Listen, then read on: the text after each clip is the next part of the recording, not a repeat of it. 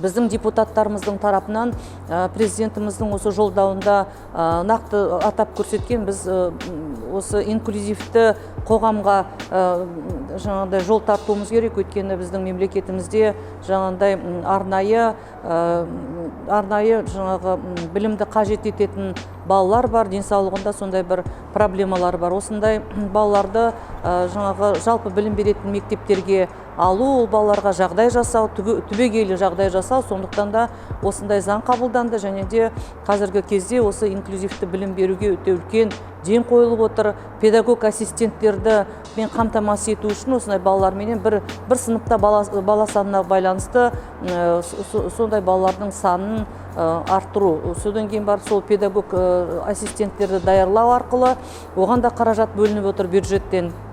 Сондықтан да осындай жаңағындай әлеуметтік осындай топтарға көмек жасауға өте үлкен ден қойылып отыр. Және де мысалы білім және ғылым саласында да бар жағына жаңа айтып отырмыз, осы педагог мәртебесі және де білім беру гранттарын көбейту, және де мына кружоктар, секциялар, соларды тегін түрде балаларға қамтамасыз ету. Өйткені ата-аналар өздерінің балаларын кружоктарға, секцияларға берген кезде бәрі де осы уақытқа дейін ақылы болып келген. Сондықтан да президентіміз осыған тапсырма беріп, жаңағыдай спорт кешендерін, жаңағыдай балаларды сауықтыруға, балаларды жаңағыдай әртүрлі творчестволық кружоктарменен, өздерінің баратын кружоктарменен жаңағыдай қамтамасыз ету, және оған жаңағыдай мемлекеттік тапсырысты орналастыруға қаражат бөлу, және де осыған тапсырма берілді. Ол енді Мәдениет министрлігінің тарапынан да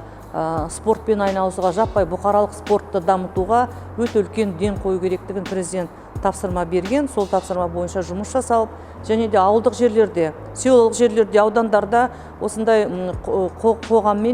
қоғамның мүшелеріменен осы спортпен айналысам дейтіндермен, бұқаралық спортпен айналысам дейтіндерменен жаңағыдай айналысатын инструкторлардың да қаражатын белгілеу мәселесін көтерген болатын. Президентіміздің тапсырмасы жаңағы мына кіші және шағын бизнесті қолдау. Осындай қиын кездерде біз оны байқадық. Әрине бизнес тоқтап қалды. Жаңағыдай үлкен бизнесте, кіші бизнесте бизнес тұрмақ, далаға шығуға осындай жағдай қиын болды мына пандемия кезінде. Сондықтан да осы арғаратай шағын және орта бизнесті дамыту, ол үшін жағдай жасау, оларды тексеруге мораторий қойылды, сол өзінің жалғасын тауып жатыр. Және де болашақта осы кіші және орта бизнестің ішкі жалпы өнімдегі үлес салмағы 35%-ға дейін жету керек деп президентіміз 25 жылға дейін тапсырма берді. Және де 4 миллионға жуық адам осындай кіші және орта бизнеспенен айналысып, осындай өздерінің жаңағыдай жағдайын жасап, еліміздің экономикасының дамуына өте үлкен үлес салмағын қосу керек деген осындай тапсырмалар берілді. Енді қай жағын айтты? Қазіргі мына 22-24 жылғы бюджеттің өзі, мысалы, соның 50% осы әлеуметтік салаға бағытталып отыр. Сондықтан да біз ең басында елбасымыз Нұрсұлтан Әбішұлы Назарбаев атап өткендей, осы тәуелсіздіктің 30 жылдығының басында біз жаңағындай саясатпен айналысатын мемлекет емеспіз, біз халықтың әл-ауқатын арттыратын мемлекетпіз, біз жаңағындай әлеуметтік мемлекетпіз, және экономикамызды көтеру арқылы халықтың әлеуметтік жағдайын жасайтын мемлекетпіз деген сөзі міне бүгінгі күнге дейін іске асып жатыр. Сондықтан да осы бюджеттің 50% әлеуметтік салаға бөлініп жатыр. Сондықтан да біз бүгінгі күні міне осы 22 жылдың өзіне жаңағындай 15-16 триллион қаражат қарастырып отырмыз. Соның енді 50% әлеуметтік салаға. Оның ішінде халықты әлеуметтік қорғау министрлігі бар, оның ішінде білім, ғылым министрлігі, оның ішінде денсаулық сақтау министрлігі, оның ішінде жаңағыдай ақпарат министрлігі, мәдениет, спорт дейміз. Соның барлығына дерлік осында халықтың әл-ауқатын жақсарту үшін, елімізде тыныштық болу үшін бәр жағынан осы қамтылып отыр. Жолдаудың толыққанды орындалу үшін парламент өзінің тарапынан президентіміздің берген тапсырмасын орындап, барлық қандай тапсырма берілді, сол заңдар қабылданып жатыр.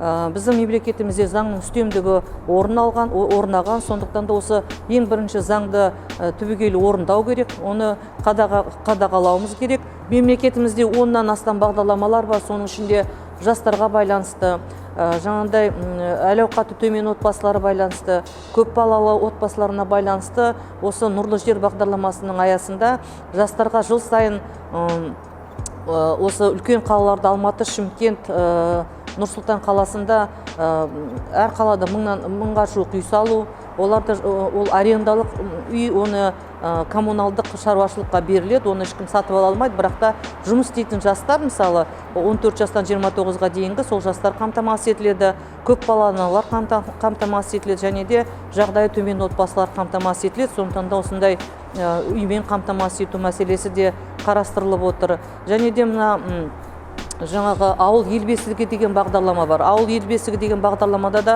ауылда жаңағы ауыз сумен қамтамасыз ету, осы жолы президентіміз қадап айтты, осы ауылда, әр ауылда жаңағыдай таза сумен қамтамасыз ету керек деген мәселені көтер. Сондықтан да біздің ағзамыздың, денсаулығымыздың көп проценті, пайызы осы что пьешь, не ішесің, не жейсің дейді. Сондықтан да осы ауыз суға байланысты. Енді ауылдың күре жолдары емес, ішкі жолдарын жасауға байланысты, және де жаңағы электр желісіменен қамтамасыз ету. Енді мысалы Алматы қаласы, Нұр-Сұлтан қаласын газбен қамтамасыз ету мәселесін, әр үйде, әр отбасында газ кіргізу мәселесінде президентіміз осыған тапсырма берді.